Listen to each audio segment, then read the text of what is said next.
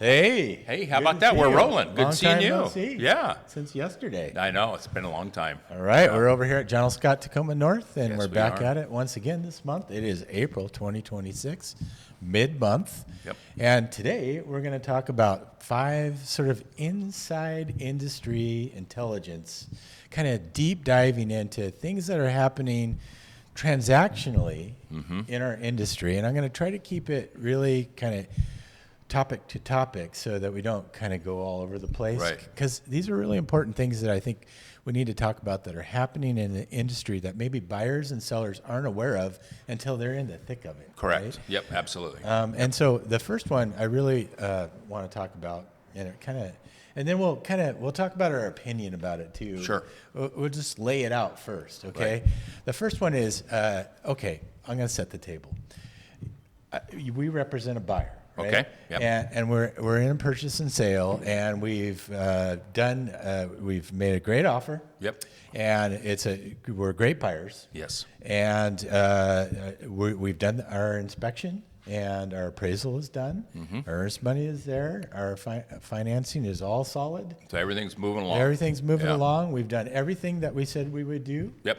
Right? And then we get something from the seller. And what it basically says is, here's your notice to perform. Okay. And essentially what it says is, according to the financing addendum, after the 21st day, we have the right to give you a notice to waive your financing Correct. and move forward and close. Right. So what's the risk of waiving financing? Well, that's a good question, Alan. So first of all, if I'm the buyer, Yeah. how would you feel about that? I've done everything that I said I would do, and I get this notice from. I've never worked agent. with a buyer yet that we've experienced this that hasn't been offended. Yes, Because absolutely. they're like, wait a minute, why all of a sudden everything's going great? We have a transaction right now where docs are in escrow Yeah, we've had because that it's a before. fast close. Yeah. Docs are in escrow on like day 22 or 23, and the seller is asking the buyer. But by the time the buyer has 3 days to respond to this. Correct. And by the time the buyer responds, if they want to max that out, because it happened Friday, so it doesn't count the weekend days, they will have already signed. Right. And so what's the point? And so what's the point of doing this? Yeah, Other than to and what's the irritate the buyer? Yeah, and the answer we always get is it's our policy. It's our policy. Now we've Yeah. experienced the policy. Where's the policy coming from? Is the policy coming from the seller? I don't think the seller knows that the broker's doing that. Generally not. Well, they probably don't. Is because the broker even doing it? Or Right. is it the transaction coordinator Yes. who has it on the checklist and triggers that automatically? don't go too far with that because we're going to get to transaction coordinators all here right. soon. Okay. But okay, so we just want buyers and sellers to be aware that this is happening quite a bit. I would say probably 25% of our transactions, Yeah. we're getting these notices out of nowhere.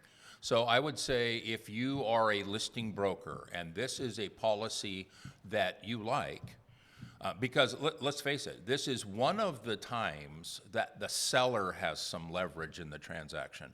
Most of our paperwork is buyer biased. Yeah. And it's rare that a seller can ask a buyer to perform in the contract. So I understand the benefits of having this.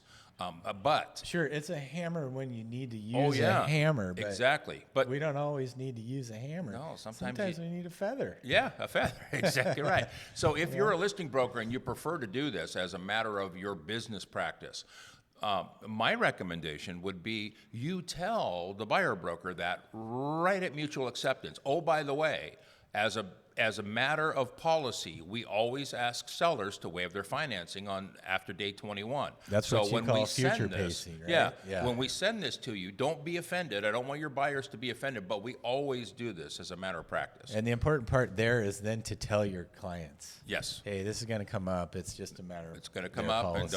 don't be be offended. upset. Yeah. So that's important. Back to your questions, waiving financing, what does that do? Well, there's a danger there. Let's go back to March of 2020. Oh, yeah. Something unforeseen happened, right? Yep. People were out of work.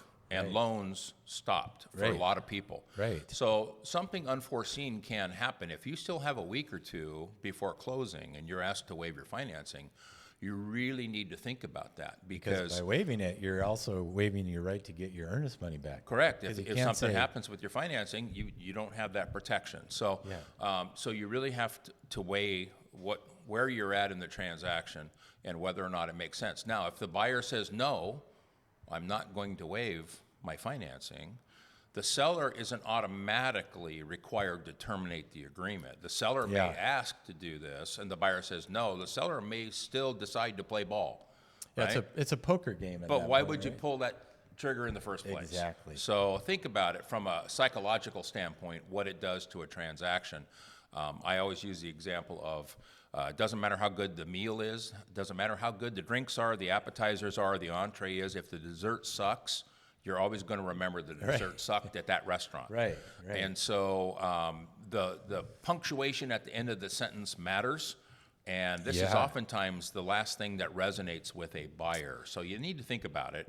Yes, it's your right to do so, but do you really need to, or do you really want to? Yeah, it can put a real bad taste Yep. in your mouth. Absolutely. So, and just weighing out sort of our opinions for what they're worth. I think this is a great hammer, as we said, if you need it. And the situation where you need this, if you represent your client, is when you're just not getting answers out of the lender, or things are hinky. And if you have a good seasoned agent, we know our spidey senses come right up when we're not getting things. They're not moving along the way they should, right? Yeah. Or the lender's not answering your questions. That's a big red flag right there. And now maybe you use that addendum and That's you say, when you you know use what, it. I don't want to find out on the day of closing when the U-Haul's all loaded that this buyer can't perform. Yeah. So we're going to pull the trigger now. We're going to find this out, and if we need to get the house back on the market, we can. So there's valid reasons why this clause exists. Correct. But I think it's being used a lot of times in situations that don't warrant it. Absolutely. So, as a matter of policy, sometimes our policies aren't good and we need to change them. Yeah. So as an industry, I hope that we can case by case these instead of just saying, this is a matter of policy and we're just going to do it no matter what. Yeah, get out in front of it if you're going to do it, and get out in front of it with your buyers and let them know it could happen. Okay, that's a great workaround Yep. for that. Okay, the next one, we're seeing this a lot.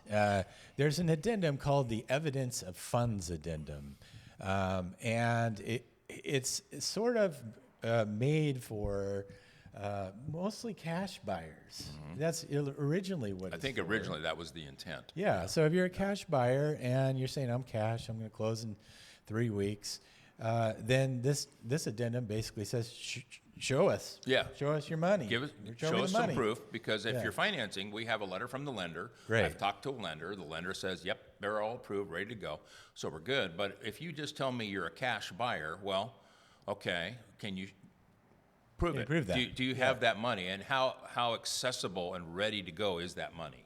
Absolutely. So, but what we're seeing, instead of a financing addendum, which, again, to restate what you just said, says the buyer has made loan application. So this is a pre-approval, right? Made loan application. We've checked their credit. We've verified their employment. Right. And they're good to go. They're good to go. And we have verified their down payment Right. funds.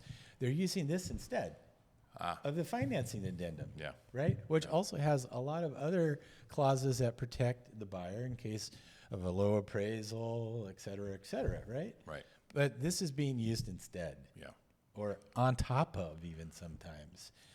What are your thoughts on this? So we audit a lot of contracts because we have 3 different offices. We've got between the 3 offices, 100 brokers or so, Ish, yeah. and we're always auditing their paperwork, and so we see this a lot, and a lot of times it's being used to disguise issues that are going on the buyer side that they don't necessarily want to tell. So, for example, recently we had a transaction where it was based on the sale of the buyer's house, but they didn't want to disclose up front that it was based on that, so they used a evidence of funds to say, hey, this is where we're getting our money. And when we said, okay, can you prove that you have this money, they couldn't do it. And then it came out, well, we're going to have the money when we sell the house. So there's a joke somewhere that somewhere in the world is the world's worst doctor. Right. They graduated from the worst medical school at the bottom of their class. And today, they're seeing patients. Right? Yeah, right. So real estate brokers are not too different from that. You know, you've got good ones, bad ones, honest and dishonest ones, and you've got people that like to color outside the lines. And it's only when you ask the questions, and you really do have to ask the questions, because part of that form says we're going to give you proof. Yeah. Not just we're stating this, we're going to give you proof. And brokers, the Department of Licensing wants us to validate that addendum by providing the proof. So we're always backing that up with saying, hey, now you need to give us a proof of redacted bank statement or whatever the case may Sure. be. Yeah, and So that has to be in the file. And the way the form is set up is, that you can negotiate when you're going to provide that proof. I Right. want to see the proof before my sellers accept your offer. Absolutely. I don't want to wait 3 days or 2 days or 1 day. Even. So then you don't even need that Yeah. addendum if you get the proof. Yeah, I want know. proof now so I can educate my sellers on whether or not this is a viable offer. Yeah, I think that addendum is being misused. I think so. And it's sort of a catch-all instead of using the appropriate financing addendums, which is almost always necessary. They're using this to, like you said, disguise or kind of conceal that they might have a couple of different routes they want to take and they're not really sure, or whatever Yeah. the case may be. Again, it's a good form If you're used in the right way. Yeah. But I think it's being misused in a lot of cases. Maybe people don't understand other form options, or they're just trying to color outside the lines. But not good practice. Right. Okay. Another thing we're seeing here and there, not as much, but sometimes, and this is why we have to investigate all of our buyers, if you represent the seller, is getting offers without a financing addendum in a competitive situation, even though the buyer, when we do some digging, needs to get financing in order to purchase. Yeah. And how does that usually look? So it's so interesting, because human nature is, if you have a listing, here come the offers, or maybe just a offer. We're so excited about this offer, and we look at everything, and sometimes we break it down, it's just a math problem. The number doesn't quite line up with what the seller wants. Maybe we can negotiate that, but we're still like, a puppy with, squirrel, Right. squirrel, You're right? excited to we get got an one, offer. we got one. Yeah. But I always tell folks, when you get your offer, sit down with a cup of coffee, take 5-10 minutes, and just go through the offer. Even if you have to take a separate notepad and just write down all the highlights of the offer, you can always print it out and hit it with a highlighter and print out a fresh copy if you need one, right? But take a moment to really look at that offer and approach every offer as if you're Columbo. Right. Now, I understand. So I would Is just everybody- we no, just no. lost half the audience. If you're under the age of 35 or so, you're like, well, this Yeah. is Columbo. Anyway, detective, always turning around and saying, oh, one more thing. Right at the end as he's leaving. So yeah, and so Yeah. there's a great saying that I learned a long time ago: inspect what you expect. If you look at it in writing, ask the questions. Pick up the phone, call the lender. Pick up, if they're telling you they don't need a lender, how are you getting the cash? Well, you should have an evidence of funds form, right? Which gives you the opportunity to ask for that. But ask those questions. You can do it in a polite way. You don't have to be confrontational about these things. But you're getting ready to advise a seller on whether or not this is a good offer to accept. And imagine if you did that with full knowledge, and imagine if you did that with no knowledge. Right. I would rather have full knowledge Yeah. and advise my clients appropriately. And if Right. this isn't the right offer, guess what? We'll get another one. Yeah, you need to source everything, including the down payment. Now, the lender might tell you that the buyer has the down payment, but if it's a gift, for example, which is another topic entirely, but let's just go there for a second. If the lender says, well, the buyer is being gifted the funds, then you want to, sometimes Aunt Mabel changes her mind. Yes, she does. One bad Thanksgiving dinner, and all of a sudden that 20 grand is off the table. Yeah, off the table. So you never tell Aunt Mabel that the turkey's dry. but it can happen. Yeah. And so I can't tell you how many times that gift funds are involved. It's like, Yeah.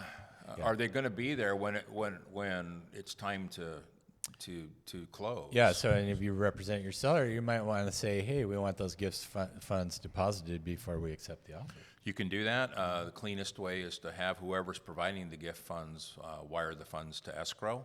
Yeah, Because here's the other thing with gift funds. You know, Aunt Mabel doesn't understand that most lenders are going to want to see her financials, and that's intrusive. And Yeah. so if she wires the money directly to escrow, you can get around that. And so that's sometimes a better way. Yeah, I'm not a lender, but whatever the lender says is possible. Yes, we don't play Yeah. one on TV either. Yeah, So so we're not saying, we're not giving you, whatever the lender lender says. advice. Yeah. Go with what the lender says. Yeah, exactly. We don't want to get any phone calls. No.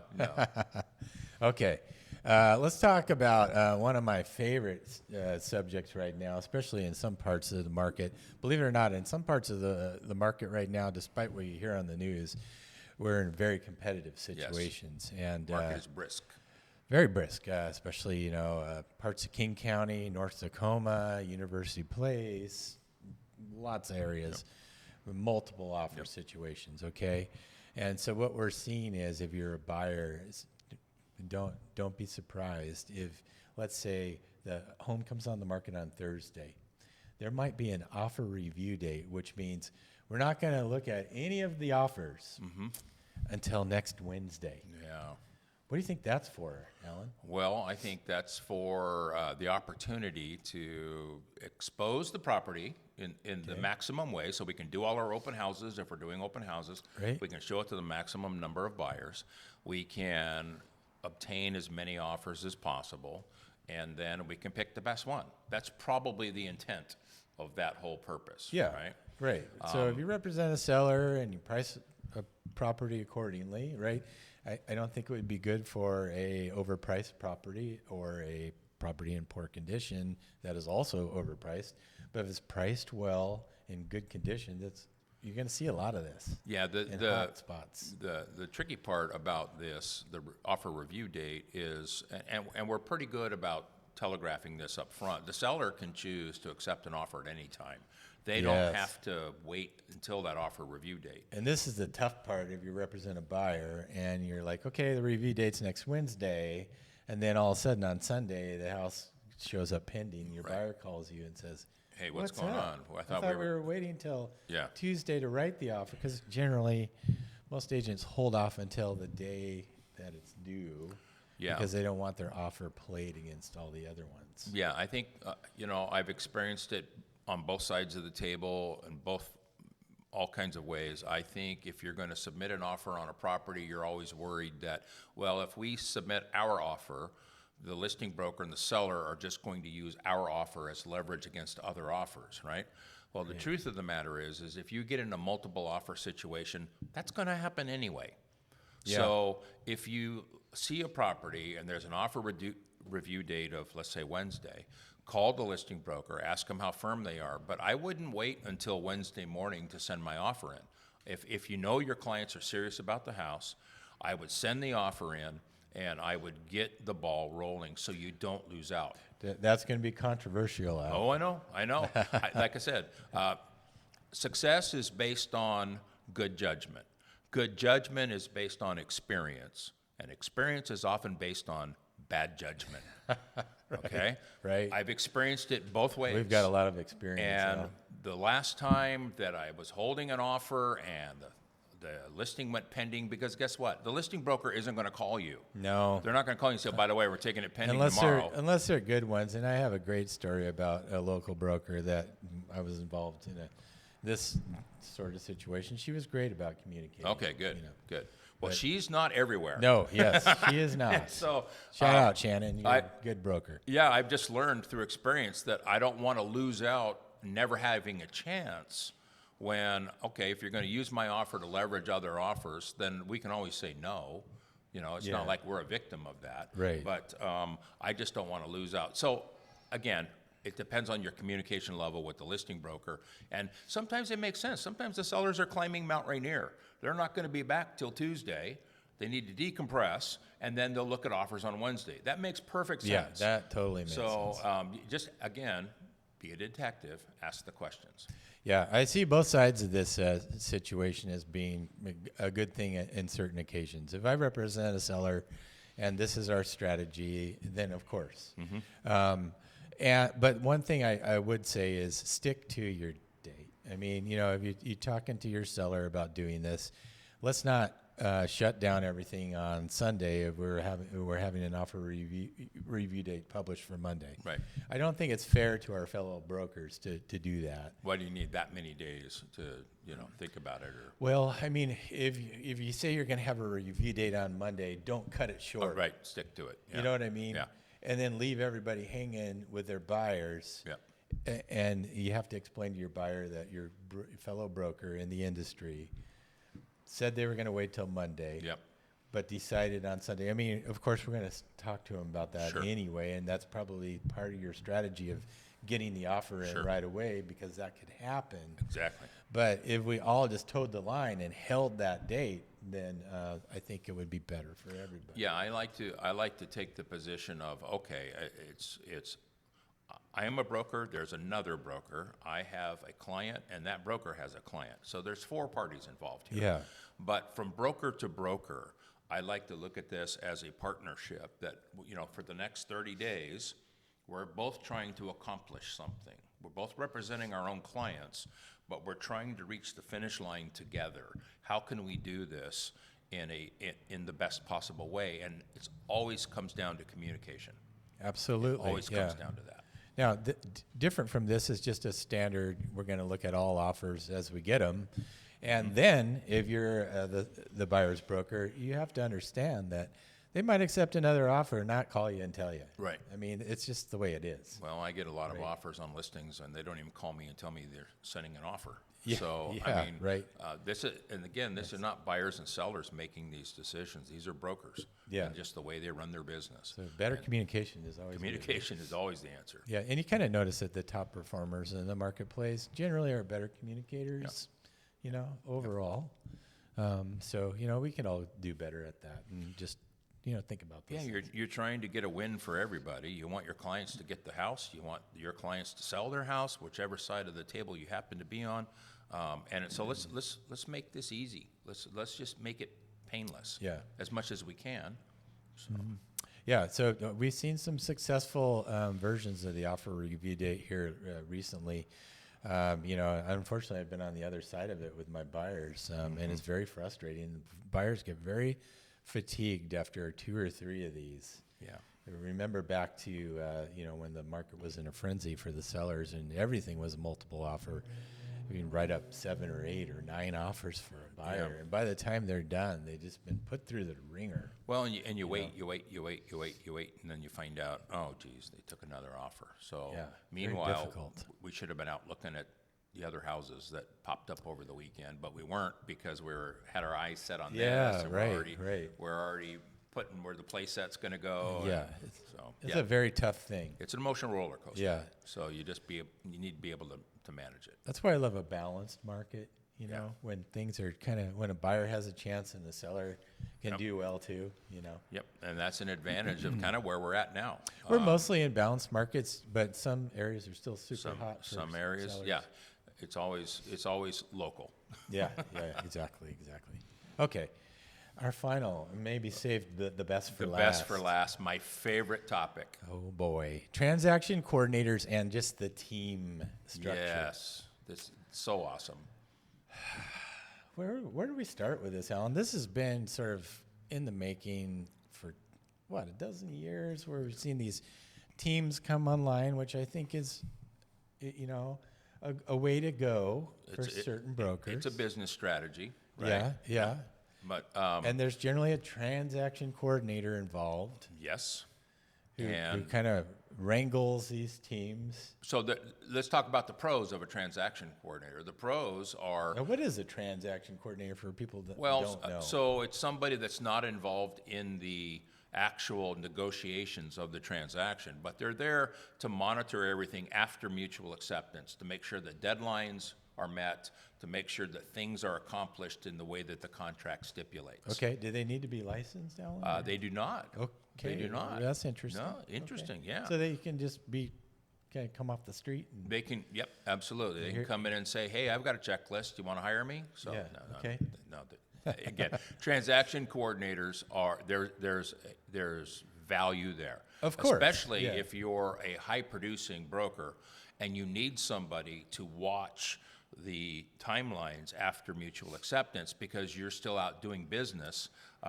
That's a great asset to have. So I'm not Right. dissing on transaction No, coordinators. no, just we're just talking about this kind of the process of all of this. Yeah, what we see Sometimes a gets lot in of the way. times, though, is listing brokers hand off the file to the transaction coordinator, and they kind of check out. Yeah. And so the transaction coordinator, it starts with the email that says, please loop this person and these 4 other people into all email dialogues. Which really means I don't really want to deal with this. Yeah. So please send it over here to this person who actually has never seen the house, doesn't know anything about this, Right. but it has a good checklist. Yes, they have a great checklist. So here's a takeaway. If you're that listing broker that says, hey, please loop these 3 people into all future email conversations, that's not my job. Yeah. It's your job to inform your team of what's going on and representing your client. It's my job to represent my client. So Right. just, And just delivery to that broker is considered delivery. yes. And that's what they do with it is their problem. Yeah, if I deliver something to the transaction coordinator, that's delivery. not delivery because they're not licensed a lot of times, Right. and they're not a party to the transaction. So anyway, this could be a 1-hour conversation. Sure can. Yeah. A lot of times, it's an indicator that the listing broker is now going to check out of the transaction. Yeah. You're going to have to explain things twice. The conversation you just had last night with the listing broker, you're now going to have Every time. with the transaction coordinator. Every time. Because they're not in the loop. You got to double dip every nuance of the transaction. And here's the truth of the matter. The transaction coordinators are managing multiple files. Yeah. And so it's a simple Excel spreadsheet that says, ping, this is the due date on this. Oh, it's day 21. We need to send over the waiver of financing. Oh, yeah. Right. Right? Here we Boom. go. So here That's it goes. our policy. Does the listing broker even know that? And so know that this is happening. Does the listing broker and the buyer broker are the best doctors for the temperature of the transaction? Right. The TCs are sitting in an office somewhere. They don't know what's going on. They don't know if this thing's on eggshells or this thing is on going solid footing. Beautifully. So this Yeah. is the scenario where we're talking about Right. where we maybe don't need a hammer. So- but the TC doesn't know that. So transaction coordinators can help listing brokers, they can help buyer brokers, but a lot of times they don't even need to be seen by the other side. They're just there helping Right. their team and making sure that all the wheel is moving smoothly, right? But a lot of times transaction coordinators will ask for things and you're like, well, wait a minute. Number one, Bob already has that. Ask Bob. Yeah. Or why are you asking for The this? big thing is when they start introducing new addenda into the transaction. We had one recently where the TC was telling us it's state law. No, it's not. It was absolutely not state law. It might be your policy in your cubicle, Right. but it's not state law. Well, and you So- say that to enough brokers who don't check with their designated broker, and all of a sudden you're putting new paperwork that's usually not in the favor of your client. Right. Right? Yeah. Otherwise, it wouldn't be introduced. But you're putting new paperwork into the transaction that's not necessary, and it's not state law. Yeah, you're rocking the boat. So as a Hughes Corporation used to say, don't rock the boat, baby. Right? Wow, but- you're going way back. Yeah, I'm going back to the 70s. Transaction coordinators, hey, love you. You're doing a great job. Yeah. You're a vital part of our industry. Absolutely. We're not trying to, smack down the TCs. I've worked with some really good ones. And quite frankly, I've worked with some TCs on the other side of the table that were better than the listing broker. Yeah. And I was happy to have them involved Right, in the 'cause they always transaction. answered the phone, Because right? they were the glue. Yeah. But a lot of times, I think brokers, if you're hiring transaction coordinators because your volume of business needs that, make sure you're managing that. Make sure you're keeping an eye on how that's working because they're representing your business. And they may or may not be representing your business in a positive way. And so you just need to be aware of that. Right, right. So those are our 5 inside industry yeah. hot takes. There's, like we said earlier, there's probably hours of material here that we could talk about, but those are our top 5 right now. Yeah, next month we'll do 5 more. No, but I mean, those are the ones that are timely. Those are the ones that They're happening. keep popping up. Yeah. And so we just thought it made sense to talk about it. Yeah, every once in a while. So you get to see how the sausage is made by buyers and sellers.